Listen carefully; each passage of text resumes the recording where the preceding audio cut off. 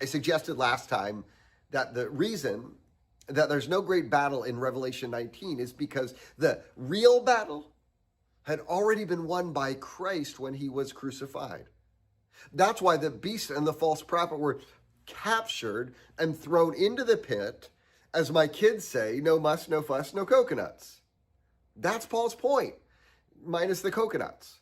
In Colossians 2, he says, and having disarmed the powers and authorities, he made a public spectacle of them, triumphing over them by the cross. Now, my guess is that many of you are attracted to that interpretation, and until you get to chapter 19, verse 21, where John tells us the rest were killed with the sword coming out of the mouth of the rider on the horse, and all the birds gorged themselves on their flesh.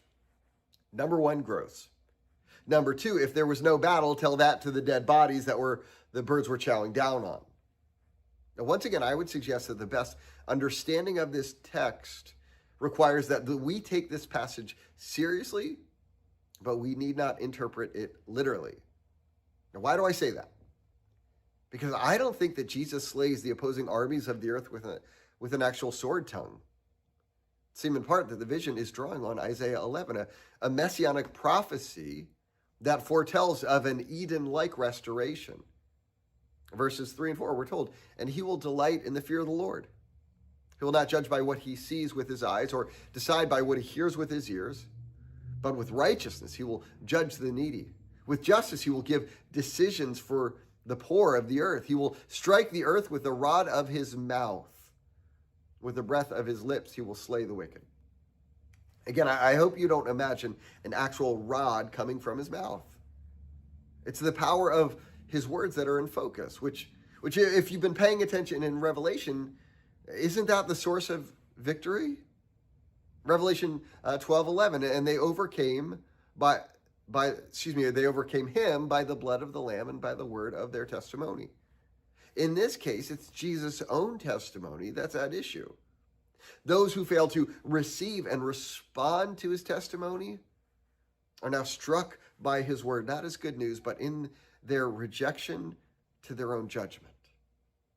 Now, it all seems simple enough, but what do we do with the flesh-eating birds?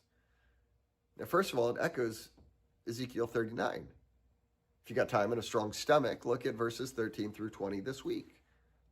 The point in the imagery is to say that God's victory is total and unquestioned.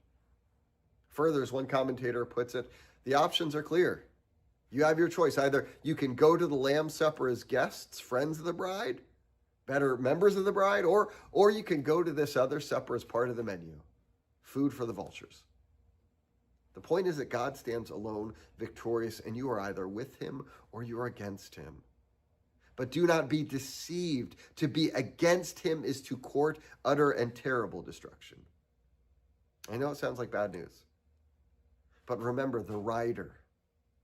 His robe was soaked in his own blood so that we would not face this judgment. How much further must he go to redeem us from that which is surely coming? Let us choose wisely. Have a great week.